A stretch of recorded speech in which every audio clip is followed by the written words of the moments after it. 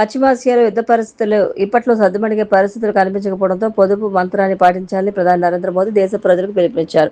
నిన్న ప్రధాని మోదీ హైదరాబాద్ సభలో మాట్లాడుతూ పెట్రోల్, డీజిల్ పరిమితంగా వినియోగించాలని, ప్రజలు ఎలక్ట్రిక్ వాహనాలను ఉపయోగించాలని పిలుపునిచ్చారు. వంట నూనె వాడకం తగ్గించుకోవాలని, ఏడాది పాటు బంగారం కొనకుండా శపథం చేయాలని విజ్ఞప్తి చేశారు. దుబారా ఖర్చులు తగ్గించుకోవాలని, ఆడంబరాలకు వెళ్లవద్దని హితవు పలికారు. విదేశీ ప్రయాణాలు తగ్గించుకోవాలన్నారు. ఆన్లైన్లో మీటింగులు, వర్క్ ఫ్రం హోంకి ఏర్పాటు చేసుకోవాలని కార్పొరేట్ సంస్థల ఉద్యోగులకు సూచించారు. ఎరువులు, రసాయనాల వినియోగం సగానికి సగం తగ్గించాలని, రైతులు సోలార్ విద్యుత్తును వినియోగించుకోవాలని విజ్ఞప్తి చేశారు. రాజానగరం నియోజకవర్గంలో నాటుసారా, బెల్ట్ షాపులపై ఉక్కుపాదం మోపుతారని ఎమ్మెల్యే బత్తుల బలరామకృష్ణ స్పష్టం చేశారు. మద్యాన్ని ఎంఆర్పీ ధరల కన్నా ఎక్కువకు అమ్మితే కఠిన చర్యలు తీసుకుంటామని వ్యాపారులను హెచ్చరించారు. ఈ రోజు ఆయన తన కార్యాలయంలో ఎక్సైజ్ అధికారులతో సమీక్ష సమావేశం నిర్వహించి ఈ మేరకు ఆదేశాలు జారీ చేశారు. నాటుసారా మహమ్మారి వల్ల ఎన్నో పేద కుటుంబాలు చిన్నాభిన్నం అవుతున్నాయని, దీనిని అరికట్టడంలో ఎట్టి పరిస్థితుల్లోనూ అలసత్వం వహించకూడదని స్పష్టం చేశారు. ఎవరైనా చట్టవిరుద్ధంగా నాటుసారా కాసినా, నిల్వ ఉంచినా లేదా రవాణా చేసినా వారిపై క్రిమినల్ కేసులు నమోదు చేసి కఠిన చర్యలు తీసుకోవాలన్నారు. సారా తయారీకి అవకాశం ఉన్న ప్రాంతాలను గుర్తించి అక్కడ నిరంతర దాడులు నిర్వహించాలన్నారు. మద్యం బాటిళ్లను ఎంఆర్పీ ధరల కంటే ఎక్కువ రేట్లకు విక్రయిస్తున్నట్లు తన దృష్టికి వచ్చిందని ఎమ్మెల్యే బత్తుల బలరామకృష్ణ ఆగ్రహం వ్యక్తం చేశారు. ప్రభుత్వ నిబంధనలకు విరుద్ధంగా ఎక్కువ ధరలకు మద్యం విక్రయిస్తే సంబంధిత వ్యక్తులపై కఠిన చర్యలు తీసుకోవాలని అధికారులు ఆదేశించారు. నియోజకవర్గంలో అక్రమంగా కొనసాగుతున్న బెల్ట్ షాపులపై ప్రత్యేక నిఘా ఉంచాలని, నిబంధనలు అతిక్రమిస్తే ఉపేక్షించే ప్రసక్తే లేదని స్పష్టం చేశారు. తన ఆటోలో మరచిపోయిన పర్సును నిజాయితీగా అప్పగించి నిజాయితీ చాటుకున్నాడు ఒక ఆటో డ్రైవర్. రాజమహేంద్రవరంలోని ఒక వస్త్ర షోరూంలో పనిచేస్తున్న ఓ మహిళ క్వారీ సెంటర్ వద్ద ఆటో ఎక్కి కోటగుమ్మం సెంటర్లో దిగారు. హడావిడిలో తన పర్సును ఆటోలో మర్చిపోయారు. ఈ మేరకు ఆమె 3 టౌన్ పోలీస్ స్టేషన్లో ఫిర్యాదు చేశారు. ఇదే సమయంలో ఆటో డ్రైవర్ తన ఆటోలో ఓ మహిళ పర్సు మర్చిపోయిందని గుర్తించి బాధ్యతగా 3 టౌన్ పోలీస్ స్టేషన్కు వెళ్లి పోలీసులకు అప్పగించాడు. పోలీసులు ఫిర్యాదు చేసిన మహిళ వివరాలతో సరిపోల్చి ఆ పర్సు ఆమెదేనని నిర్ధారించి ఆమెకు అందజేశారు. పోగొట్టుకున్న పర్సు తిరిగి దొరకడంతో మహిళ ఆనందం వ్యక్తం చేసింది. నిజాయితీగా వ్యవహరించిన ఆటో డ్రైవర్ను 3 టౌన్ ఇన్స్పెక్టర్ వి అప్పారావు, ఎస్ఐ వి అప్పలరాజు అభినందించారు. రాజమహేంద్రవరంలోని శ్రీ త్యాగరాజ నారాయణదాస సేవా సమితి ప్లాటినం జూబ్లీ వేడుకలను పురస్కరించుకుని సంగీతోత్సవంలో భాగంగా ఈరోజు సాయంత్రం 6:30 గంటలకు హైదరాబాద్ చెందిన జంజాల కృష్ణకుమారి అన్నమయ్య చరితపై హరికథా గానం చేస్తారు. విజయవాడకు చెందిన పాలపర్తి సీతారామాంజనేయ శాస్త్రి వయోలిన్, కందుల అనిల్ కుమార్ మృదంగంపై ఆమెకు సహకరిస్తారు.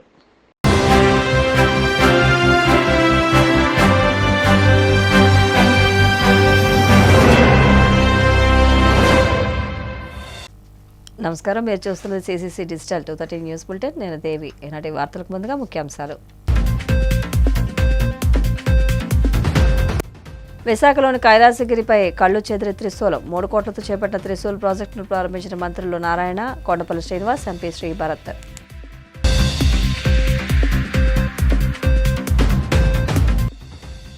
6 నెలలైన మంతా తుఫాను పరిహారం ఇవ్వకుండా రైతులను కూటమి ప్రభుత్వం మోసగించింది. వైసీపీ మాజీ ఎమ్మెల్యే కైలే అనిల్ కుమార్ ధ్వజం.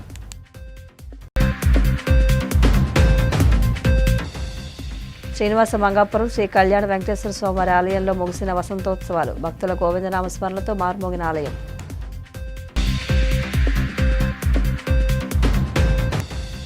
తిరుమల శ్రీవారిని దర్శించుకున్న పలువురు ప్రముఖులు. ఆలయ మర్యాదలతో స్వాగతం పలికిన అధికారులు. పర్యాటకులను ఆకట్టుకునేలా విశాఖలోని కైలాసగిరిపై 3 కోట్లతో చేపట్టిన త్రిశూల్ ప్రాజెక్టును మంత్రులు నారాయణ, కొండపల్లి శ్రీనివాస్, విశాఖ ఎంపీ శ్రీభరత్ ప్రారంభించారు. ఇందులో భాగంగా భారీ త్రిశూలాన్ని ఏర్పాటు చేశారు. తుపాన్లు, ప్రచండ గాలుల్లో తాకట్టుకునేలా దీన్ని నిర్మించారు. త్రిశూలం పొడవు 65 అడుగులైతే అందులో డమరకం 10 అడుగుల ఎత్తు, 18 అడుగుల వెడల్పు ఉంది. నగరంలో వివిధ ప్రాంతాల నుంచి కూడా కనిపించేలా ఎత్తైన కొండపై నిర్మించడమే కాక త్రిశూలం వెలుగులు విరజిమ్మేలా లోపల ఎస్ఈడి దీపాలు అమర్చారు.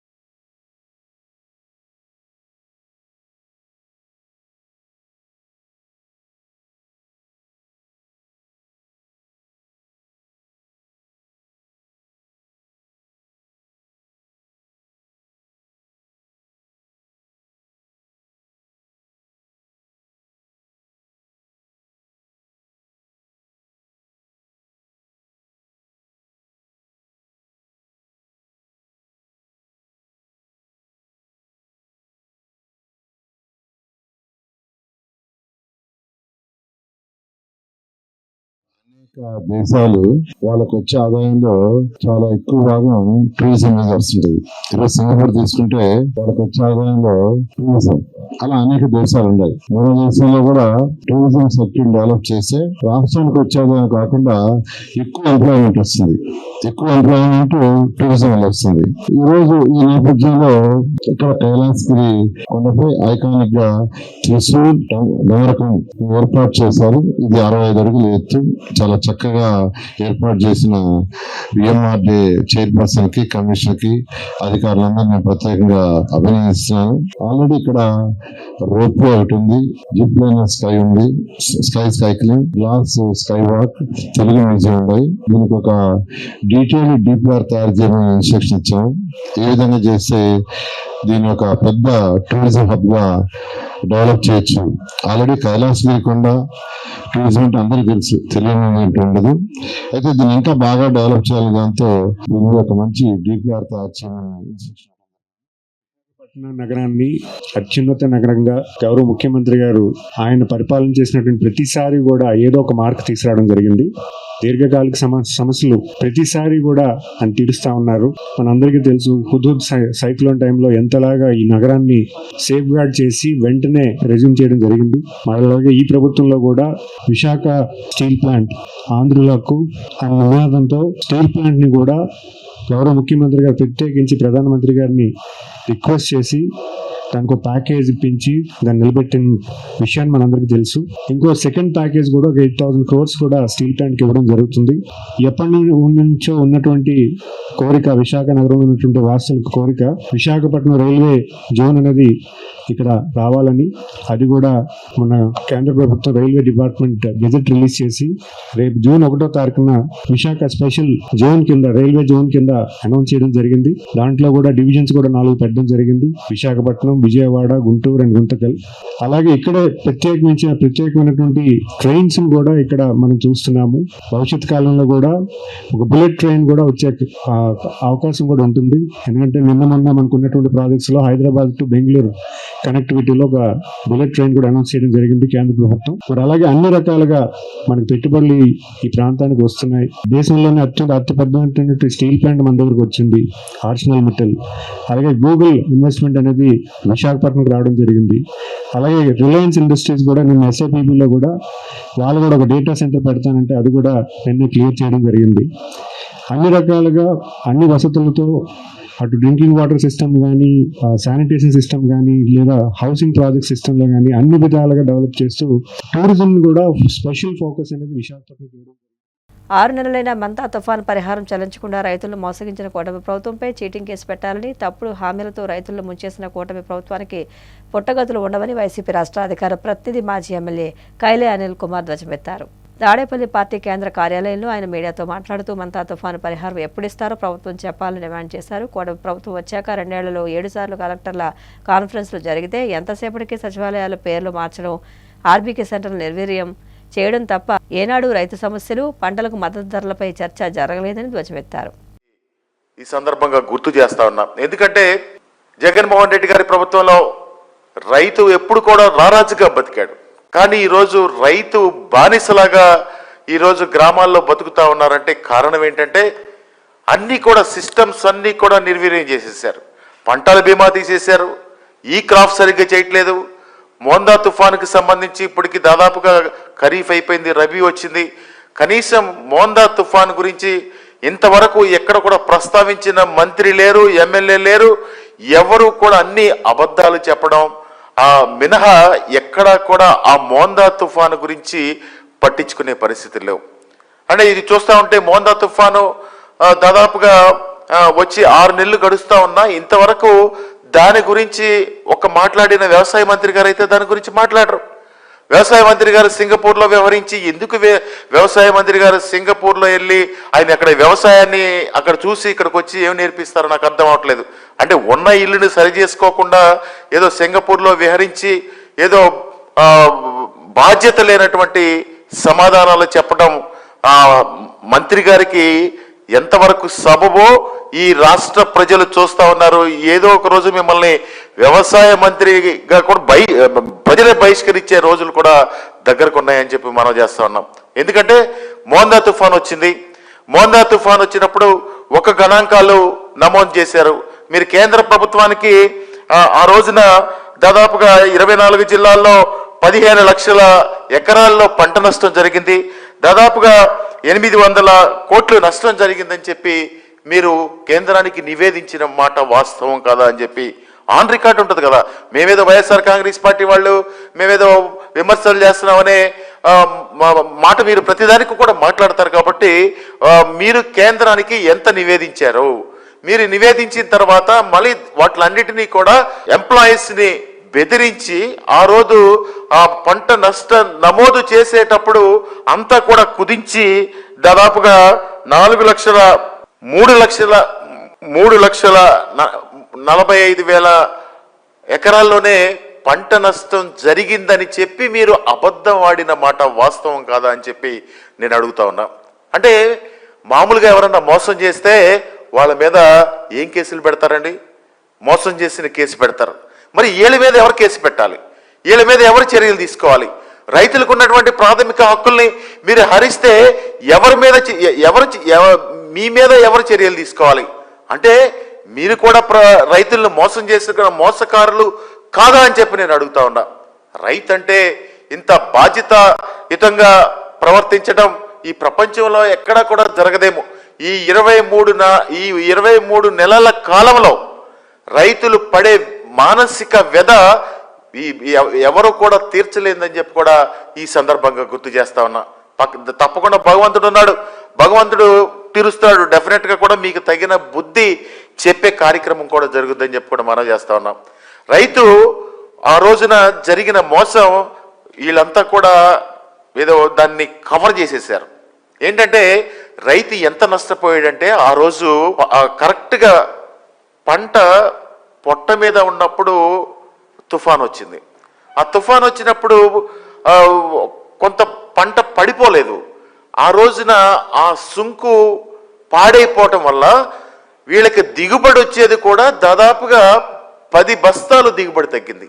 అంటే ఒక ఎకరానికి రైతు 17,000 రూపాయలు నష్టపోయాడు. అంటే ఎప్పుడు కూడా ఒక దిగుబడి వస్తే ప్రతిసారి వచ్చే దానికంటే కూడా 10 బస్తాలు.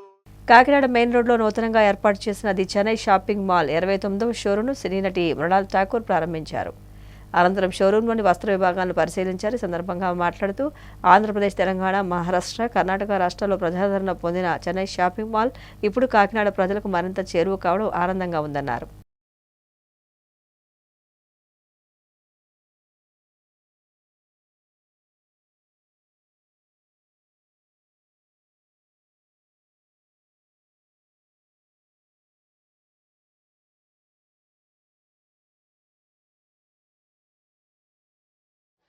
Namaskaram. Thank you so much for coming here and for inviting me to all these ladies out here. It's such an honor to be sitting next to them.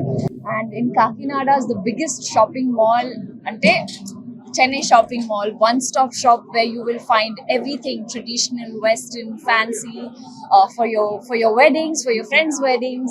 So I'm super excited. I saw the collection on the first floor and the third floor. It is beautiful. The staff is so lovely, and honestly, I feel really happy to be here. I just it's a request now. Shopping season. It's holidays, so get your families, get your friends. I know everybody loves shopping, especially that pink sari, that you saw. You can get it for your respectives, and mothers or anyone that from your family. Thank you so much, ma'am. It's so lovely to sit next to her, and even ma'am. It's just really happy to be here. Thank you one more time. It's Mother's Day, so this is the special, most amazing occasion for you all to come shop here. And happy Mother's Day to every mother out there. Next movie announcement soon on my Instagram. Don't believe on something that comes out in the news. I will announce it. Nellore జిల్లా చిల్లకూరు మండల తహసీల్దార్ కార్యాలయం వద్ద నిర్వహించిన ప్రజా దర్బార్ కార్యక్రమంలో ప్రజలు వారి సమస్యలను పరిష్కరించాలని కోరుతూ ఎమ్మెల్యే సునీల్ కుమార్ అధికారులకు వినతి పత్రాలు అందజేశారు. ఈ సందర్భంగా ఎమ్మెల్యే మాట్లాడుతూ చిల్లకూరు రెవెన్యూ అధికారులతో కొంతమంది ప్రజల నుంచి డబ్బులు డిమాండ్ చేస్తున్నట్లు తన దృష్టికి వచ్చిందని, అలాంటి అధికారులు ప్రవర్తన మార్చుకోవాలని, లేని పక్షంలో ఇబ్బంది పడాల్సి వస్తుందని తీవ్రంగా హెచ్చరించారు. ప్రజల సమస్యలు పరిష్కరించేందుకు అధికారులు ప్రత్యేక శ్రద్ధ తీసుకోవాలని సూచించారు.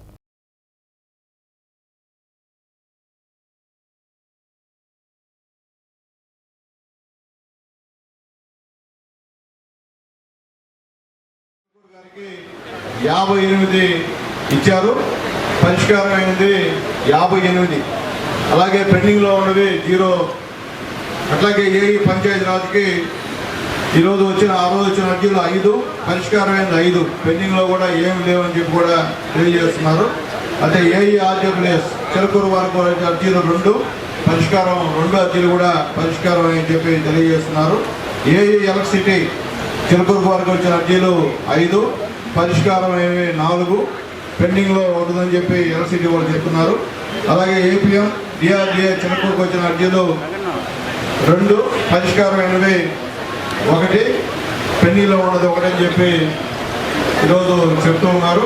అయితే మన వాస్తవ పరిస్థితికి పొలం ఈ చిలకూరు మండలంలో ఉన్న వాస్తవ పరిస్థితి మాట్లాడుతున్నాం. ఎందువల్లంటే ఈ మధ్య వరుసగా ఈ చిలకూరు మండలంలో పేపర్లో కథనాలు వస్తున్నాయి.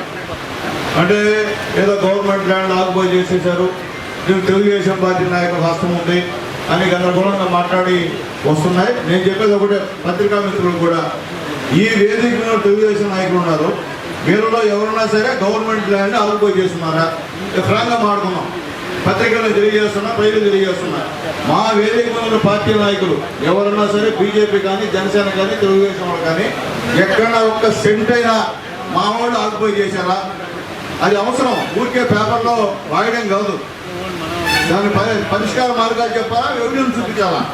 ఎవిడెన్స్ చూపించకుండా ఇక్కడ నాకు ఎమ్మెల్యేకి 11 ఎకరాలు అంట, పత్రికా మిత్రులారా, 11 ఎకరాలు అంటమ్మా, అవి కూడా ఎంఆర్ఓ శనకాలంట. ఎందుకంటే ఇది అన్యాయం పరిస్థితి. ఎంఆర్ఓ గారు వచ్చారు, దానిపైన వెరిఫై చేయండి. ఎందుకంటే సునీల్ కుమార్ అంటే గవర్నమెంట్ ల్యాండ్ ఆక్యుపై చేసే పరిస్థితి నాకు లేదు, అంత అవసరం కూడా నాకు లేదు. దేవుడు ఇచ్చేందుకు ముందే ప్రమాణం ఉంటుంది తప్ప పేదవాళ్ళు ఓరుకుంటే పరిస్థితి మీ ఎమ్మెల్యేకి రాదు కూడా. ఆ పరిస్థితి వచ్చినప్పుడు రాజకీయాల నుంచి బయటపోతుంది తప్ప పేదవాళ్ళు ఎవరు ఇబ్బంది పెట్టే అంటే వాళ్ళ ఇష్టం. అంటే 11 ఎకరాల ఎమ్మెల్యే పేరు మీద ఉంది, ఎమ్మెల్యే అంశాలు ఎవరో ఎమ్మెల్యే అంశాలు పెట్టండి, బయట పెట్టండి.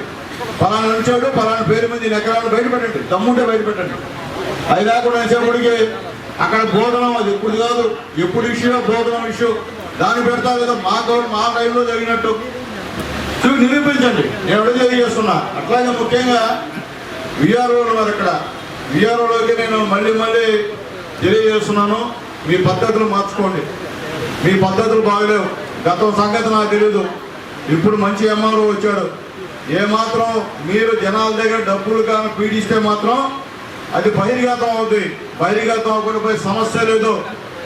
ఏంటంటే ఒక పేద వచ్చి సర్వే చేయమంటే మొన్న 11 లక్షలు అడిగారు అంట, ఒక విలేజ్ సర్వే. ఇంకా పేరు నేను చెప్తాను, నెక్స్ట్ దాంట్లో పేరు కూడా చెప్తాను వరుసగా. నేను మళ్ళీ చెప్తున్నా, విఆర్ఓలకి ఇష్టం ఉంటే ఉండండి, లేకపోతే ఇక్కడ బదిలీ చేసుకుని వెళ్ళిపోండి.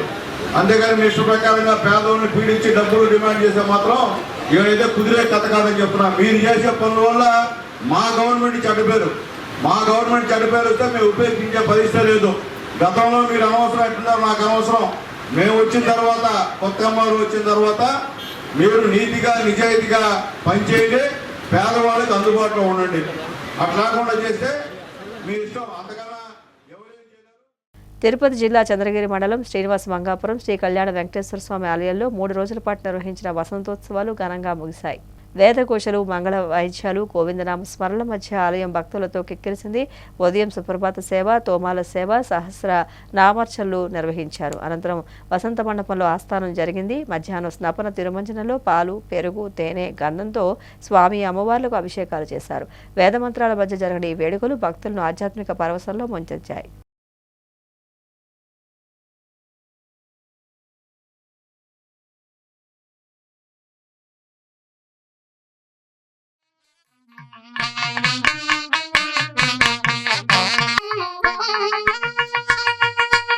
Thank you.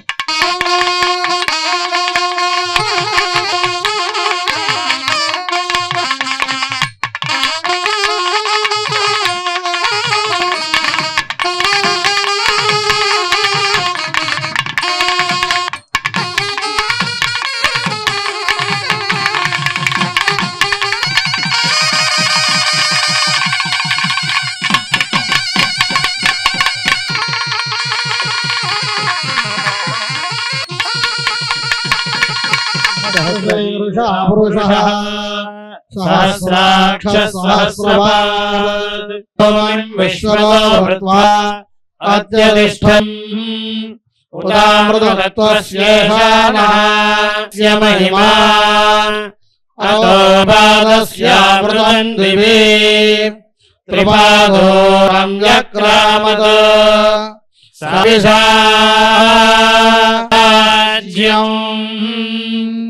ग्रीष्मयद्भः शरद्धविन्दानाः अबध्वन् पुरम् तयज्ञम् बलिषि प्रोक्षन् पुरुषम् जातम् साध्यार्षयश्च ये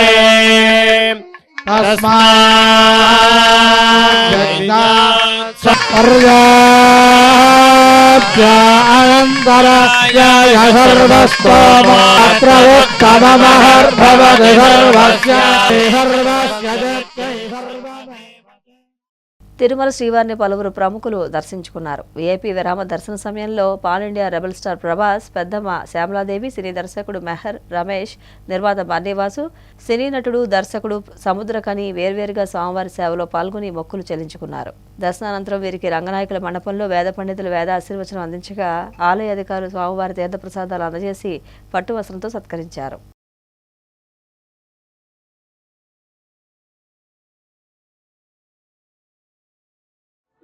இப்போது ஆட்சி அமைக்க இருக்கும் என்னுடைய அன்பு சகோதரர் மாண்புமிகு தமிழக முதலமைச்சர் விஜய் அவர்களுக்கு என்னுடைய மனமார்ந்த வாழ்த்துக்கள். இந்த நாளுக்காக தான் காத்துட்டு இருந்தேன். ரொம்ப சந்தோஷமா இருக்கு. சகோதரா, இன்னும் நிறைய தடைகள் வரும். இது எல்லாத்தையும் நீங்க உடைக்கணும்னு நான் இறைவன்கிட்ட பிரார்த்தனை பண்ணிக்கிறேன். பெருசா ஜெயிக்கணும். வெல்வோம். వార్తలు ముగించే ముందు ముఖ్యాంశాలు మరొకసారి. విశాఖలోని కైలాసగిరిపై కళ్ళు చెదిరి త్రిశూలం 3 కోట్లతో చేపట్టిన త్రిశూల్ ప్రాజెక్టును ప్రారంభించిన మంత్రులు నారాయణ, కొండపల్లి శ్రీనివాస్, ఎంపీ శ్రీ భరత్.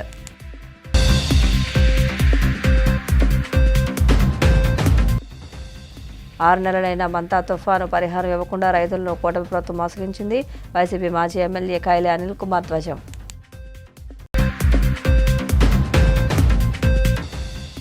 శ్రీనివాస మంగాపురం శ్రీ కళ్యాణ వెంకటేశ్వర స్వామివారి ఆలయంలో ముగిసిన వసంతోత్సవాలు. భక్తుల గోవిందనామ స్మరణలతో మార్మోగిన ఆలయం.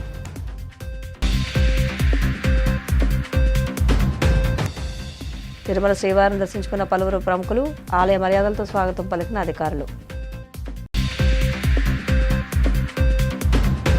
సిసిసి డిజిటల్ 230 న్యూస్ బులెటిన్ ఇంతటితో సమాప్తం. నమస్కారం.